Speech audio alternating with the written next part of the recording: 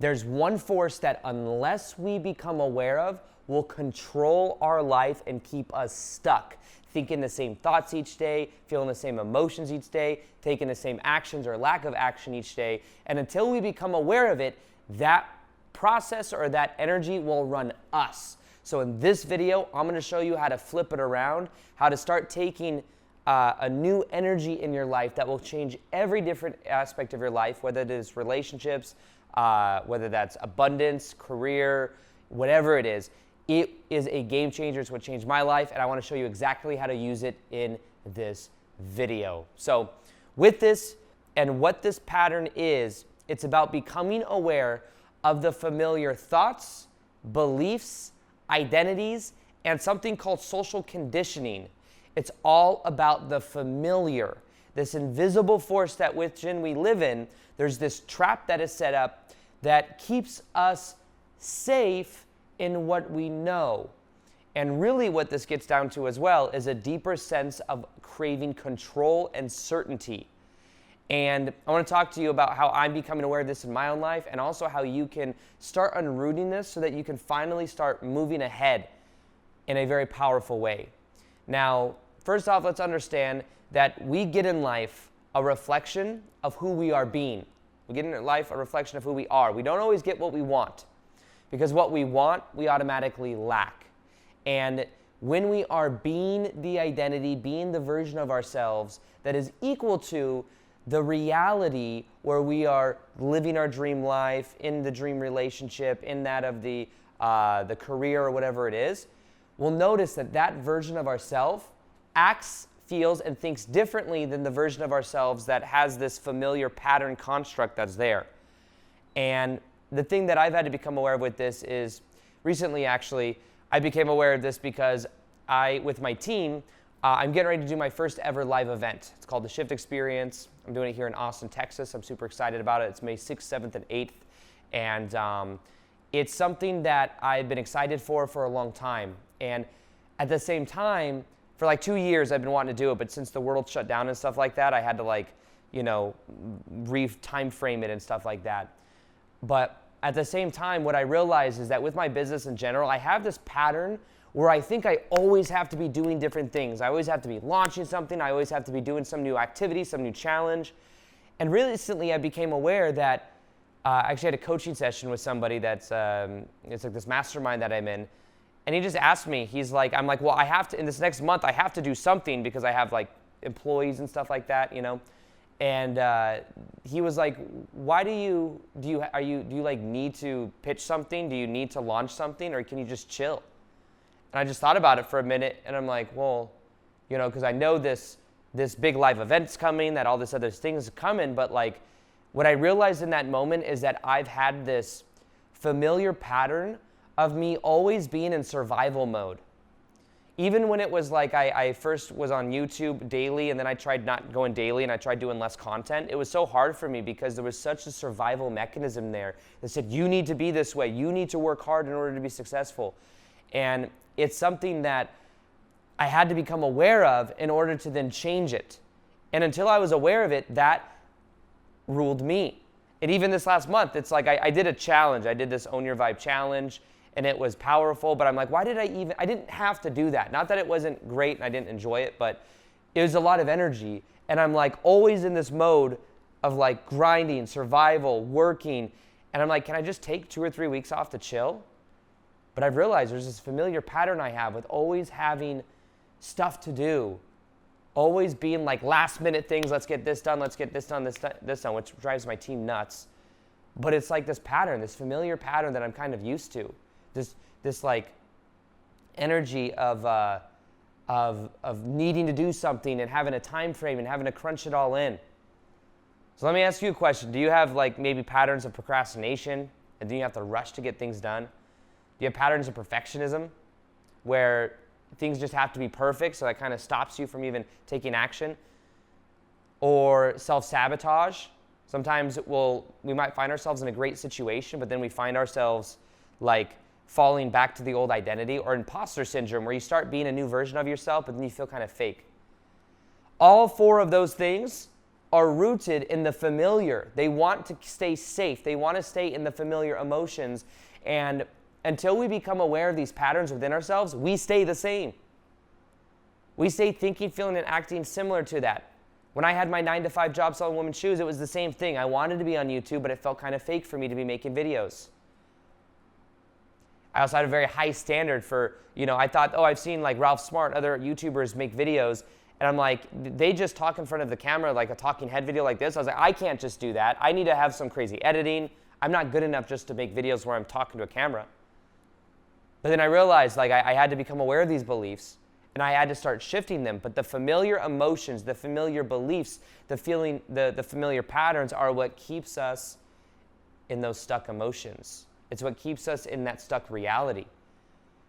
And I became aware of that even when I had that 9-to-5 job selling women's shoes. As I was like, I need to start being the identity of the version of Aaron that is like the full-time YouTuber.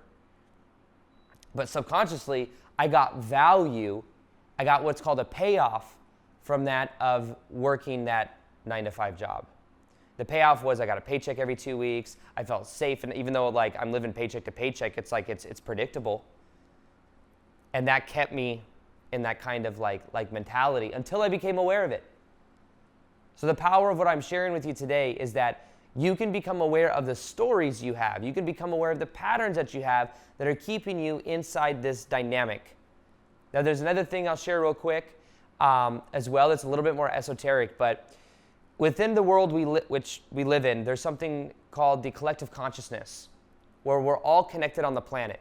Think of it like there's this grid of consciousness surrounding the planet, and we're all connected to it. And this is why some people, I think, have like maybe similar inventions they come up with all around the world at like the same time. Happens a lot. It's called there's also something called the 100th monkey effect, where you get like monkeys on one island that will figure something out, and then that will connect to the consciousness of monkeys on different islands, and it's like they'll figure the same thing out at the same time.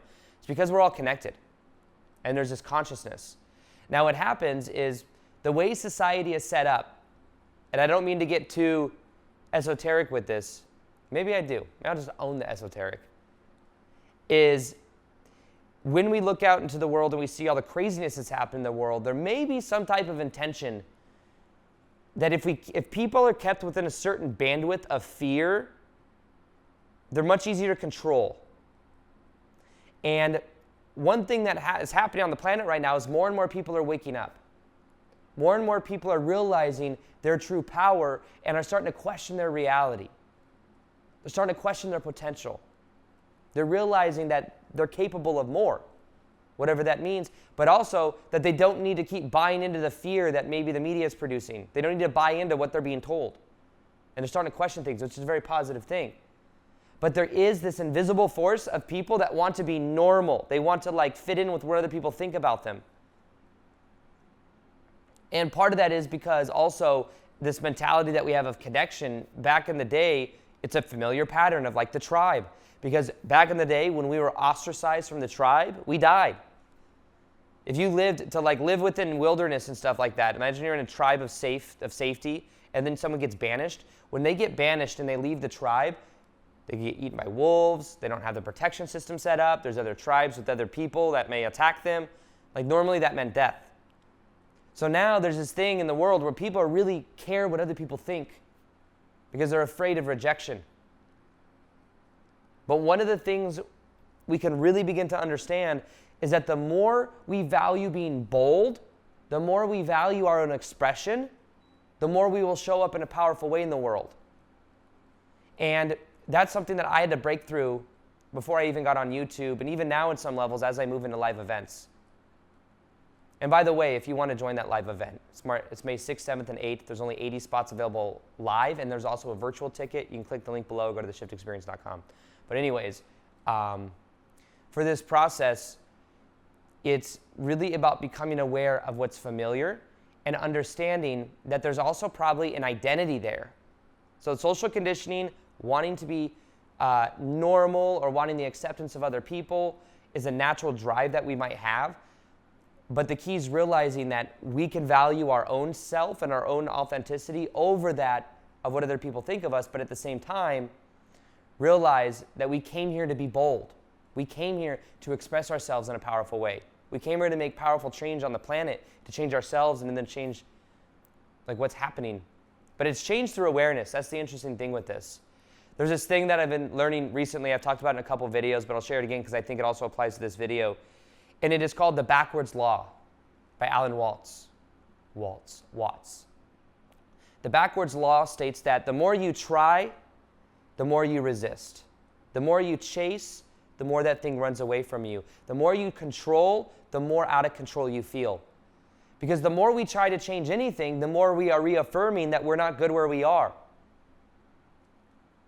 So sometimes as well, it's like the familiar patterns that I'm talking about here, it's like we want to get out of the familiar patterns, but we feel stuck. And that's because we're trying to change, and that trying to change is implying that we're not good. That change is implying that there's some shame, there's something wrong with us. So one powerful thing that I've learned is that this is more so about vibrational resonance and the way that I can embody the emotions, the energy, and the actions of that ideal version of me right now. Not to wait. A powerful way to do this is to feel gratitude. That's one way. Feel gratitude, focus on what's already going well in your life.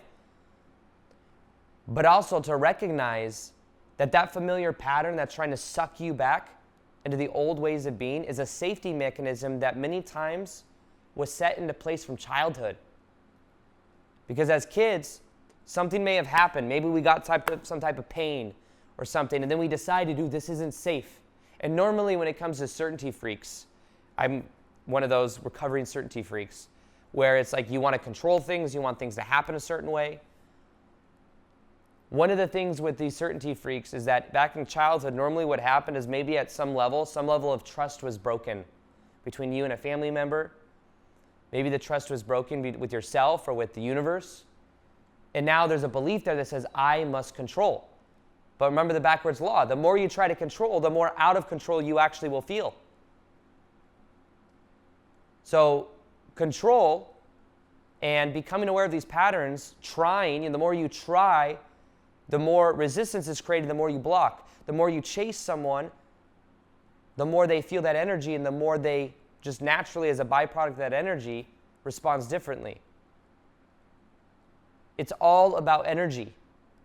And the key to getting out of the familiar patterns is the awareness of being in the familiar patterns and then making the new choice about who you are, making the new choice about how you prefer to show up in the world, and really committing to it. Recently, I had John Assaraf on my channel, and he had this saying that I know he shared in other interviews and stuff before, but he says one of the most profound questions he was ever asked was, he was asked by a mentor of his, when he was looking at his goals and stuff like that, his mentor said, hey, John, with these goals, are you interested in achieving them or committed to achieving them?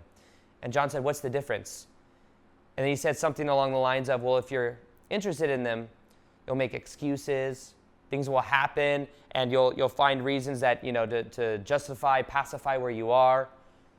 The moment any kind of resistance shows up, you might just leave it. But if you're committed, you'll find a way, even if resistance comes up. You will wire that in every single day.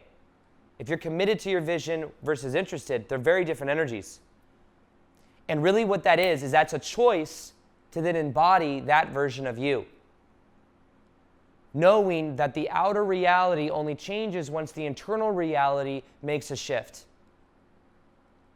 So in my own life, when I look at everything that's been created in my life, it's happened because I made a choice about who I am at a certain moment.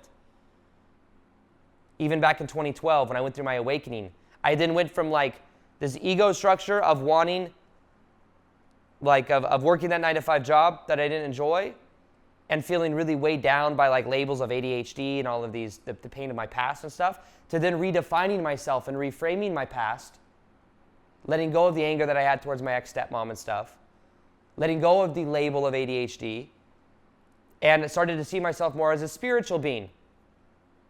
So I went from this ego identity to being more of a spiritual being, but then what happened later on is I had to let go of the spiritual beingness, because sometimes then you create a spiritual ego, where it's I am highly evolved and all these people are asleep and they don't understand me and stuff like that. So what I had to do is I had to become aware of these patterns in myself and then eventually even let go of that. So life is really level is really a journey of awareness, of patterns, of awareness of beliefs, awareness of identity, awareness of when you care what other people think, awareness of the procrastination, the perfectionism, the self-sabotage, the imposter syndrome, becoming aware of it, and then choosing what is most in alignment with you, and then wiring that in every single day, and knowing that magic happens in the unknown. Magic never happens in the known. The thing is, certainty freaks will find themselves, or people that really value certainty over everything, that really want to control things, realize the control response was something that was created out of childhood to stay safe. It wasn't safe in childhood. Something happened and we decided this, I need to control. I need to figure this out. I need to have certainty. I need to know. But then we sucked the magic right out of life. And I know this is challenging. I do this in many ways. I do this. I realized that I had my ex-stepmom in my life from 7 to 15 years old, controlling, manipulative, didn't have much freedom. After my dad divorced her when I was 15, I would either attract ex-girlfriends or managers into my life that would reflect back that same control dynamic, because I used to have a belief that women are trying to control me and I have to fight for my freedom. And that was always in my life until I became aware of it. But what we want to do is we want to become aware of the pattern, and then recognize it, and then make a new choice about who we are, to the meaning we give to these things, so that we can begin to embody this new aspect of ourselves. And until we become aware of this invisible force, our life will be continued to ran by all of these other things inside of us. Now, when we talk about the inner child, it really has to do with healing the inner child. There's a meditation that I have that's completely free. It's on healing the inner child, and we go to Kauai, Hawaii, and we bring forth our inner child and go through this whole ritual. It's like a 30, 40-minute meditation, one of the most powerful meditations I've ever made. You can go down to the link below and download that meditation for free to check it out. But realize the more you heal your inner child, the more you let go of the familiar patterns, the more you will become free. And that's really the key to you being this new version of you. So, with that being said, there is a video I have on how to let go of this control, how to actually surrender, how to let go in a very powerful way. It's one of my most powerful letting go videos. Watch this video and watch how it changes your perception of it and helps you even deeper with everything we're talking about. Letting go is actually very easy when we allow it to be easy. Letting go is only hard because we believe that, one, it has to be hard, but the main